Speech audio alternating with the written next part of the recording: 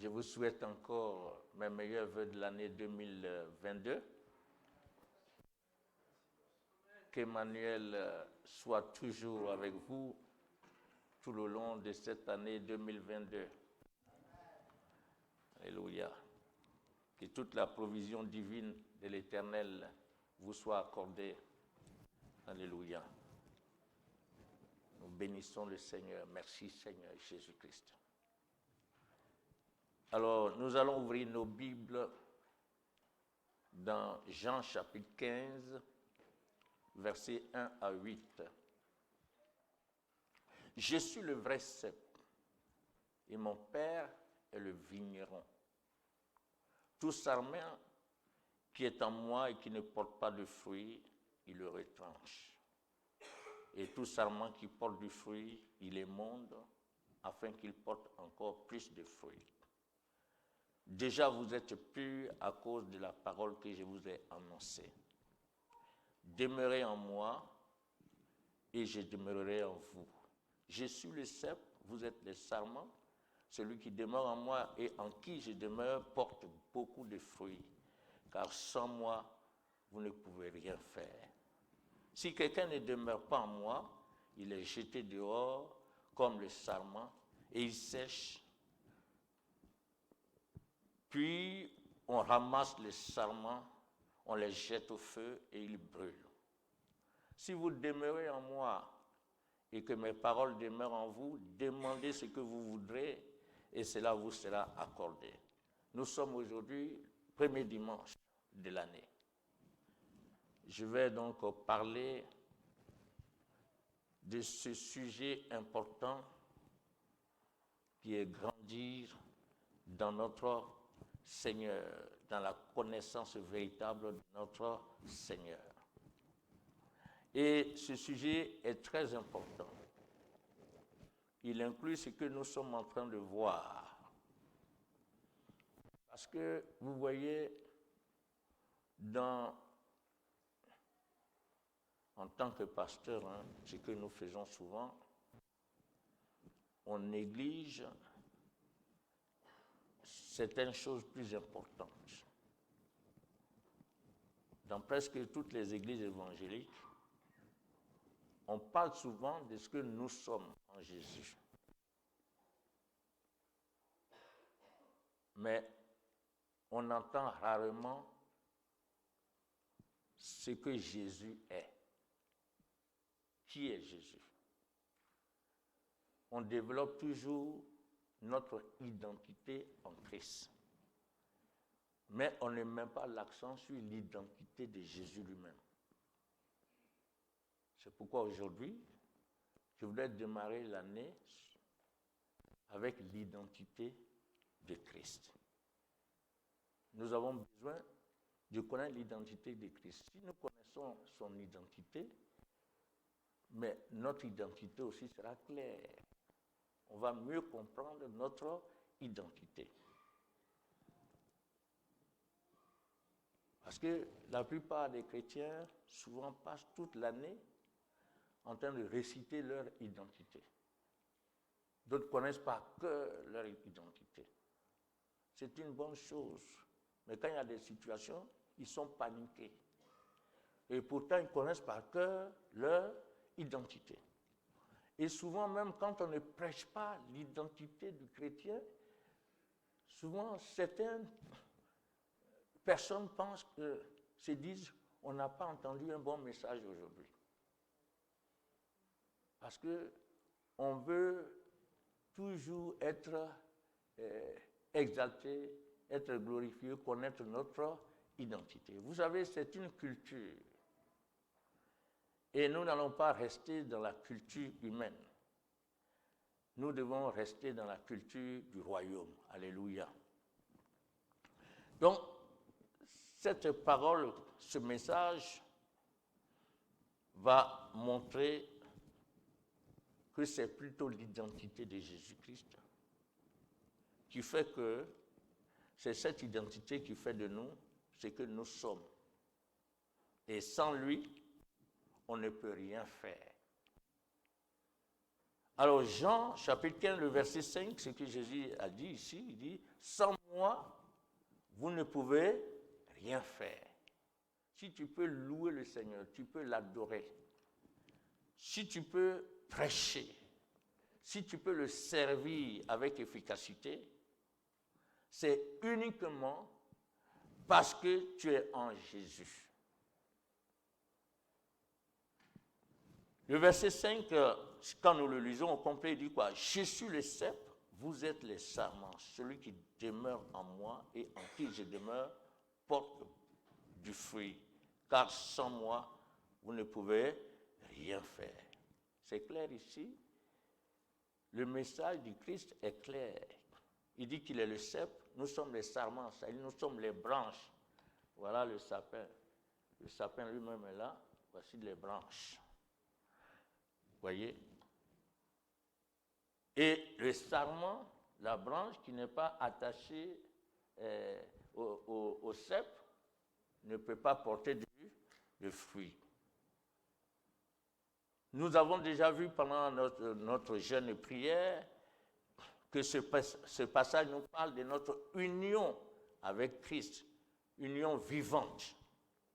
Parce qu'attachés à lui, nous avons sa vie qui coule en nous. Donc, aussi longtemps que nous sommes attachés au Christ, notre vie sera édifiée et nous pouvons porter du fruit. Donc, le cep est la source de la vie, est la source de notre vie, c'est la force. Notre force est dans le cep. Notre force n'est pas en nous-mêmes, mais notre force se trouve dans le cep. Notre vie se trouve en lui. C'est pourquoi il est dit que Jésus est notre vie. Donc la branche que nous sommes en tant qu'enfants de Dieu trouve sa vie, elle trouve sa force dans le cep, en Jésus-Christ. Et c'est pourquoi je disais tout à l'heure que de nos jours, les chrétiens sont plus intéressés à l'identité de la branche et non à celle du cep. Alors qu'on sait que sans le cep, la branche sèche. Elle ne peut pas porter du fruit. C'est ce que Jésus a voulu nous faire comprendre dans le verset 6. Mais si la branche reste attachée sur le cep, elle a la vie et porte du fruit. Mais si la branche est détachée, elle n'est pas attachée, elle va sécher et on va la jeter au feu. C'est pourquoi il dit, si vous portez beaucoup de fruits, c'est ainsi que mon Père sera glorifié et vous serez mes disciples. Ce qui veut dire que si la branche, en tant que chrétien, porte du fruit grâce au cep, parce que sans lui, nous ne pouvons rien faire. Si nous portons du fruit grâce à lui, qu'est-ce qui va se passer? Son Père sera glorifié. Le vigneron sera glorifié. Parce que n'oublions pas que c'est le Père qui est le vigneron. Et lui, il est le cep, nous sommes les sarments. Donc le vigneron, lui, veut voir des fruits. Les fruits de sa vigne. Mais c'est en Jésus que nous pouvons porter du fruit. Alors, si vous portez beaucoup de fruits, mon Père sera glorifié. Et ensuite, il met la condition, il met aussi, il dit, c'est par cela que vous serez mes disciples. Donc, la branche, le chrétien que nous sommes, porte des fruits grâce au cep. Et c'est Dieu qui est glorifié. Et selon le même verset ici, si le Père est glorifié, nous, en tant que branche, nous serons dans une position idéale. Et la position idéale dont parle Jésus ici, c'est d'être disciple, le vrai disciple, le disciple de Jésus. Ça, c'est notre position. Mais pour être disciple, il faut être attaché au cep et porter du fruit. Tout le chapitre 15 de Jean nous parle de cela. C'est l'identité de Jésus qui compte avant toute chose. Parce que son identité dépend totalement de notre identité. Et notre identité, surtout notre identité, dépend de son identité.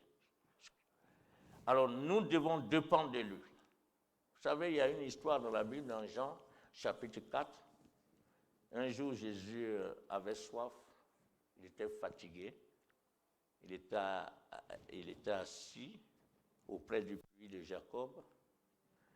Et il y a une femme qui est arrivée, il a demandé à boire à cette femme samaritaine, mais la femme l'a sous-estimé. Elle a refusé de lui donner à boire parce qu'elle ignorait complètement l'identité de Jésus. Elle a pensé que c'est un juif simple comme ça qui était là, qui avait soif. Et qu'est-ce que Jésus a dit?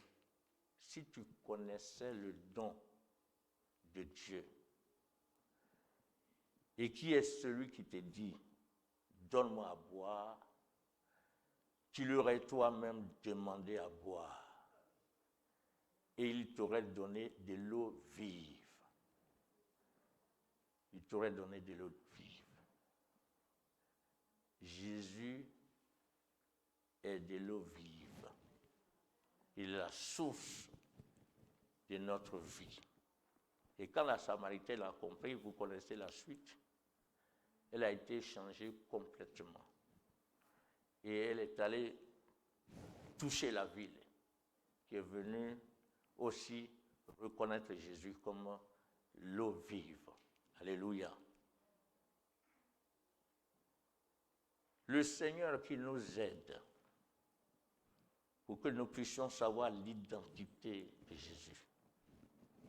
L'apôtre Paul nous dit que celui qui se glorifie dans le Seigneur.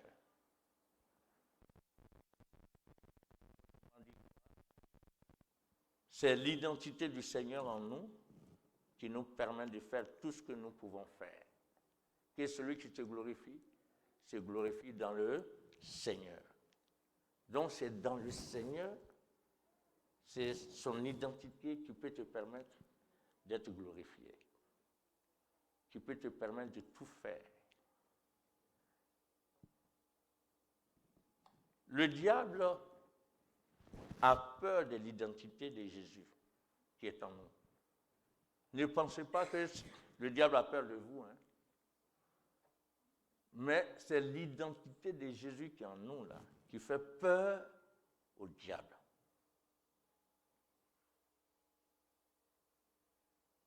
Et parce que Satan connaît très bien l'identité de Jésus. Et il ne peut pas tenir debout devant lui.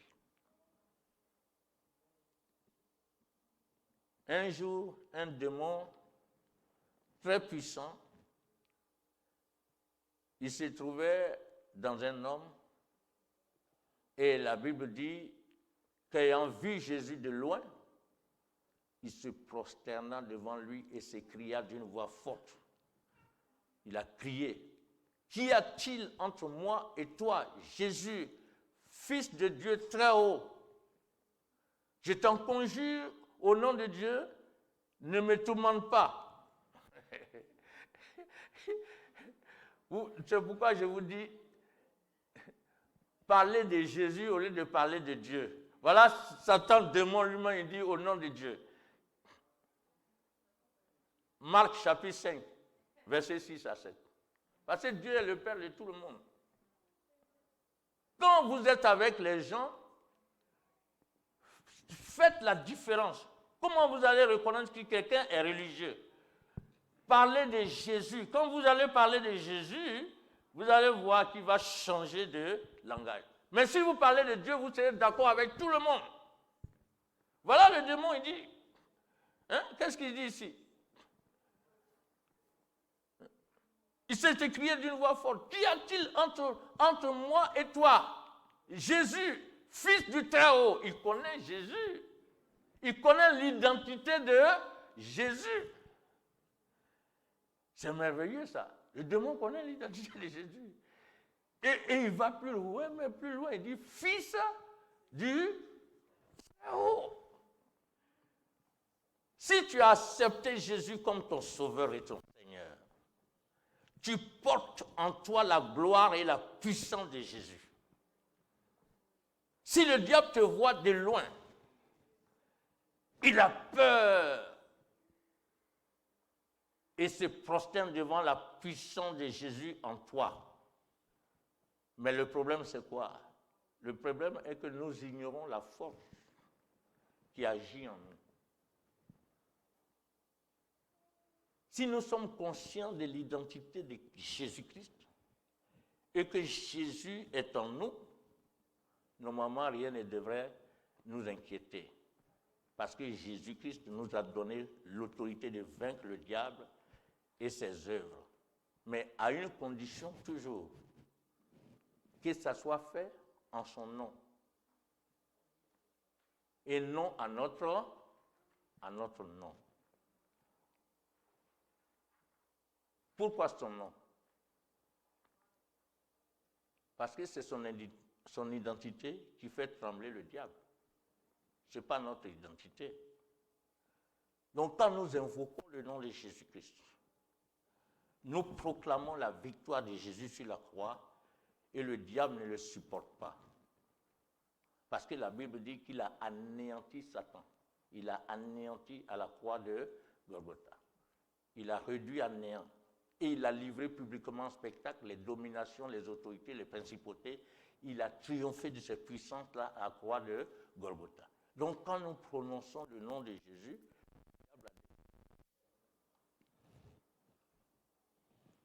il a des problèmes. Et la victoire se trouve dans son nom. Vous savez, quand vous lisez les évangiles, vous lisez les actes des apôtres, tous les miracles opérés par les disciples étaient faits au nom de qui? C'était fait au nom de Jésus et non à leur identité.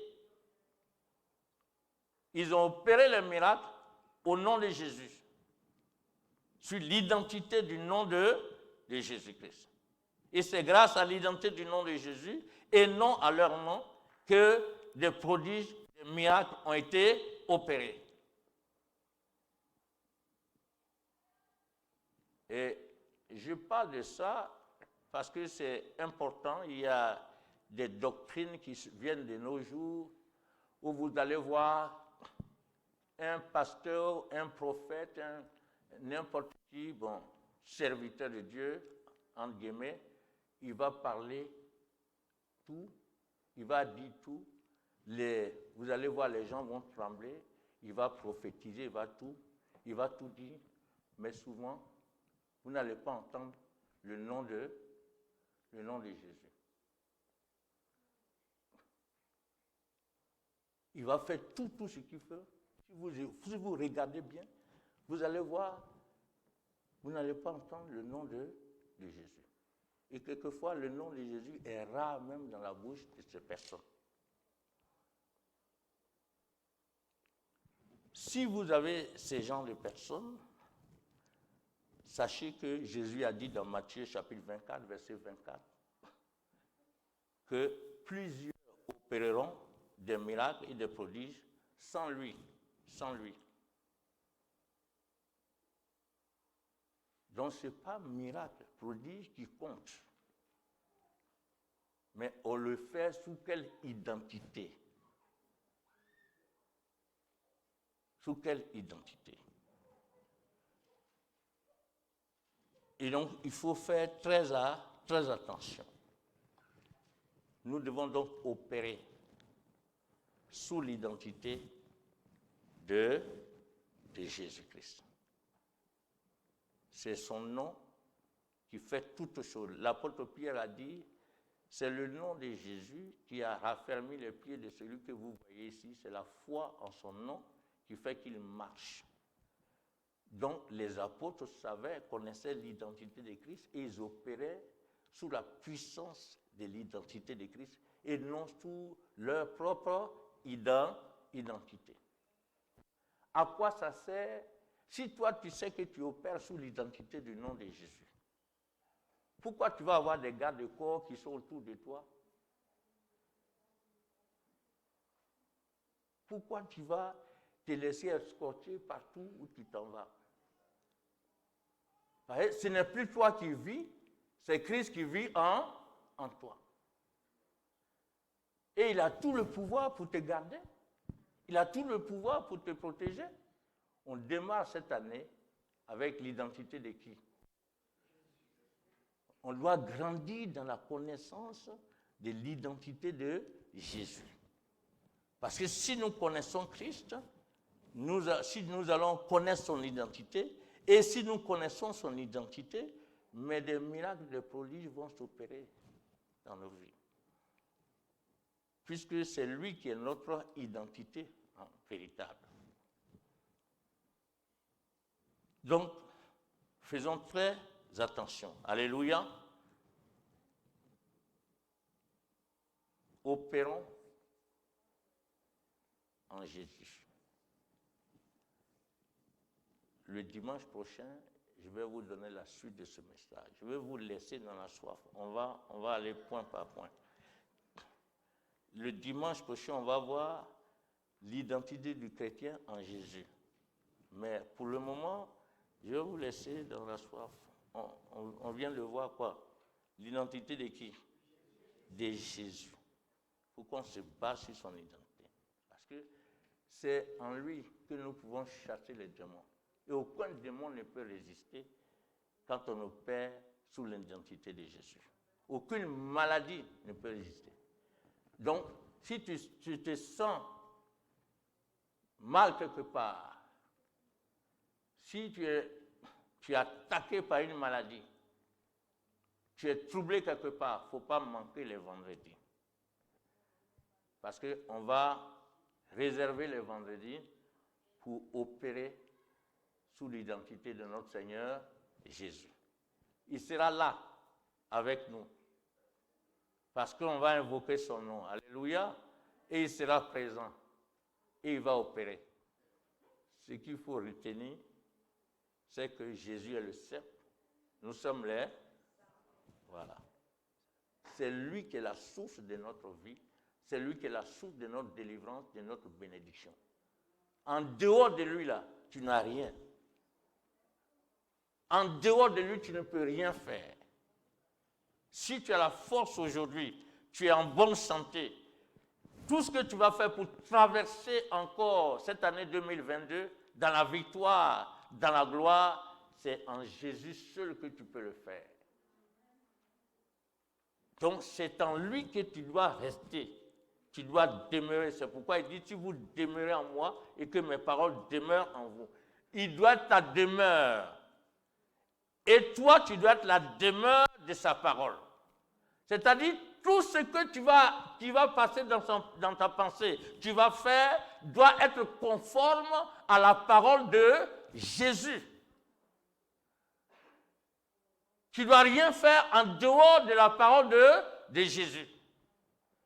On entend souvent dire, ah, mais tu dis ça, mais pasteur, tu dis ça, mais quand même, il y a la réalité, hein. Dès que tu mets le mais, c'est que tu as annulé la parole de Jésus. Et maintenant, c'est la réalité que toi, tu vois. Or, la parole de Dieu est la vérité. Donc, tu mets la vérité de côté et c'est la réalité que toi, tu vois. Non, si vous demeurez en moi et que mes paroles demeurent en vous, qu'est-ce que vous allez faire? Demandez tout ce que vous voudrez et tout cela sera vous. Hein? Demeurez en moi. Demeurez dans la parole. C'est la demeure. Chacun de nous ici a une demeure. Et parce qu'il a une demeure, il a la clé de sa demeure. Beaucoup d'Américains, ils sont nombreux ici, ils ont acheté leur maison, rendu témoignage par de belles maisons, ils ont les clés. Chaque fois que je visite les maisons, là, je vois de belles maisons, je suis émerveillé. C'est leur demeure. Ils font tout dedans, tu vois la décoration et toutes ces choses-là. Mais Jésus dit que tu dois demeurer en lui et que lui, il doit demeurer en toi. Et c'est alors que tu pourras avoir tout ce que tu vas lui demander. Parce que si tu demeures en lui, qu'il demeure en toi, tu es un avec lui. Et si tu es un avec lui, qu'est-ce qui va te manquer? Puisque Dieu l'exauce à tout moment. Et maintenant que tu es un avec lui, Dieu va t'exaucer à tout moment. C'est pourquoi il dit demandez tout ce que vous voulez. Ça va vous, il n'y a pas de problème. Demandez tout ce que vous voulez. Alors si cette année 2022, on doit obtenir tout ce qu'on veut. Alléluia. Parce que si tu demeures en Christ, ce que tu vas demander est conforme à sa volonté. Et si c'est conforme à ta volonté, mais tu auras la chose que tu vas demander.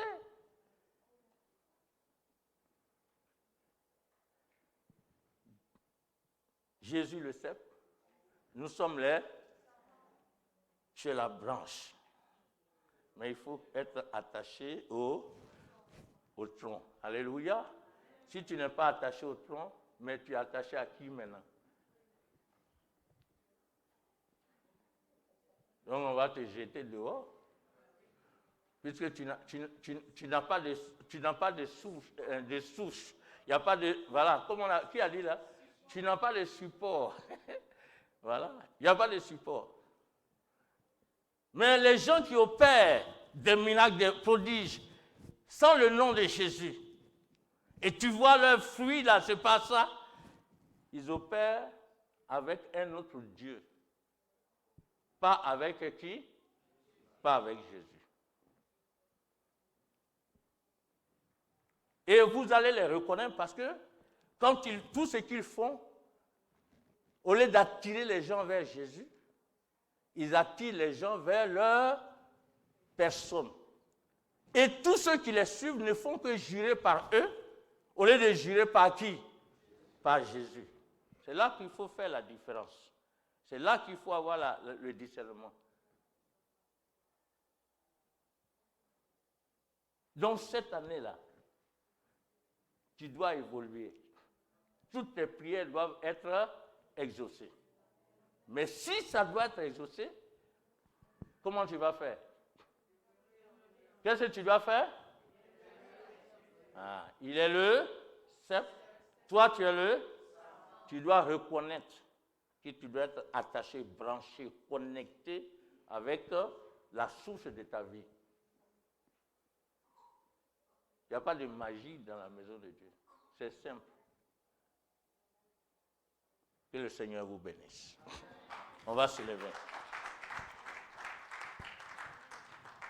On va se lever, on va prier. Tu vas prier. Il faut que tu te connectes avec la source des miracles, des prodiges, la source de la vie, qui est le cep, qui est Jésus-Christ. C'est lui qui est notre vie, notre force, notre puissance. C'est en lui qu'on puise tout. Et en lui se trouve tout. Si tu es connecté à Christ, tu as tout. C'est pourquoi il dit, je suis le cep, vous êtes les sarments.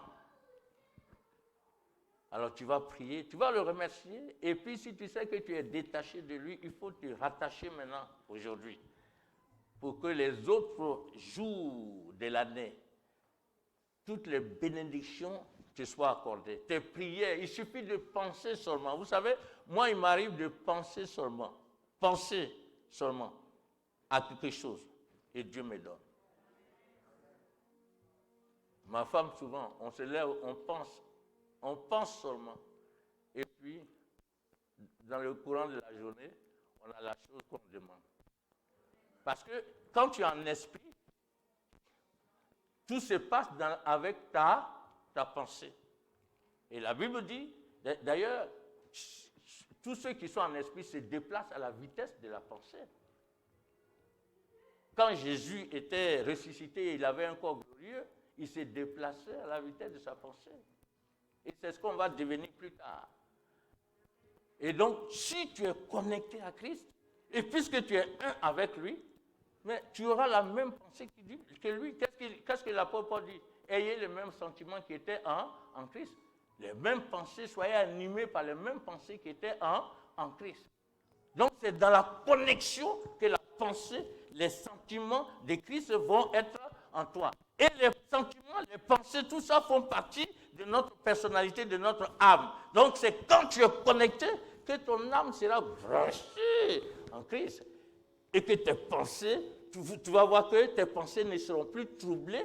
Et voilà, les attaques au niveau de tes pensées, là, ça va disparaître parce que tu es connecté avec le Seigneur. Alors, ce que tu penses va se réaliser. Bénissons le Seigneur, prions le Seigneur. Alléluia. Tu démarres cette année avec la connexion avec le Christ. Alléluia. L'identité de Christ, c'est ce que tu dois développer. Parce que ton identité se trouve dans celle de Christ. Au lieu de chercher à réciter, je suis fils de Dieu, il n'y a rien qui peut résister devant moi, toute âme forgée contre moi, c'est la sang j'ai fait et toutes ces choses. Il faut réciter l'identité de Christ, il faut connaître l'identité de Christ. Et si Christ est en toi, tu verras la gloire de Dieu. Béni sois-tu, Seigneur. Ta révélation, Seigneur, ta parole. Nous avons besoin, Seigneur, de te connaître encore en profondeur. Jésus-Christ de Nazareth. Ton identité, Seigneur. Ta personne, Seigneur. Aide-nous en cette année, Seigneur, 2022, à grandir en toi, Seigneur. Que tu nous remplisses. Ô Saint-Esprit, tu nous remplis de la connaissance de notre Seigneur Jésus. Que nous puissions, Seigneur, grandir en Christ. Demeurer en Christ. Parler en Christ, voir en Christ, entendre en Christ, marcher en Christ. Oh, que la gloire te revienne, Seigneur. Béni sois-tu. Honneur à ton Saint-Nom, Seigneur. Merci pour ton peuple que tu bénis. Que la louange soit à toi. Merci, Seigneur. Alléluia. Louange à toi, Seigneur. Béni sois-tu. Au nom de Jésus. Alléluia.